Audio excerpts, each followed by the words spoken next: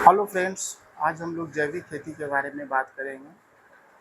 जैविक खेती हम लोगों का ट्रेडिशनल खेती के रूप में जानते हैं।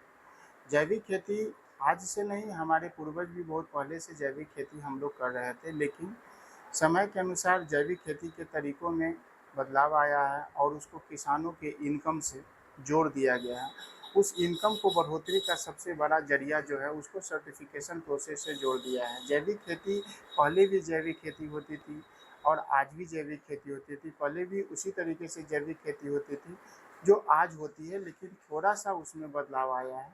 ठीक है, और उसको एक प्रमाणन विधि से जोड़ दिया गया है ताकि किसानों को सही प्लेटफॉर्म पे सही उत्पादन का लागत मिले और किसान समृद्ध हों। जैविक खेती में हम लोग मुख्य रूप से 4-5 जो चीज़ें होती है, तथ्य होती है, उसका हम लोग ध्यान रखते हैं।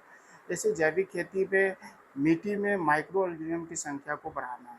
तो मिट्टी में माइक्रो ऑर्गेनिज्म की संख्या को, सूक्ष्म जीवों की संख्या को कैसे बढ़ाते हैं? तो सूक्ष्म जीवों की संख्या को बढ़ाने के लिए हम लोग ज़्यादा से ज़्यादा ऑन फार्म इनपुट्स वगैरह का यूज करते हैं। जो ऑन फार्म इनपुट्स कहने का मतलब है कि खेतों में जो हम लोग इनपुट का यूज करते हैं, जैसे जीवामृत, बीजामृत, पंचगव्य, पंचपर्णी, ठीक है, गोबर खाद, वर्मी कंपोस्ट इत्यादि वगैरह का हम लोग यूज करते हैं, जिससे हमारे मिट्टी में माइक्रो ऑर्गेनिज्म की संख्या बढ़ती है।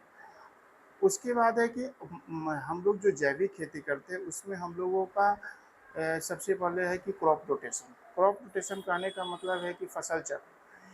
फसल चक्र कहने का मतलब कि हमारे ये एक साल में, सालों भर में 3 मौसम होते हैं जनरली।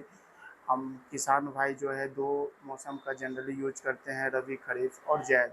ज़ैद में भी बहुत सारे किसान जो है वो सब्जी के रूप में लेते हैं,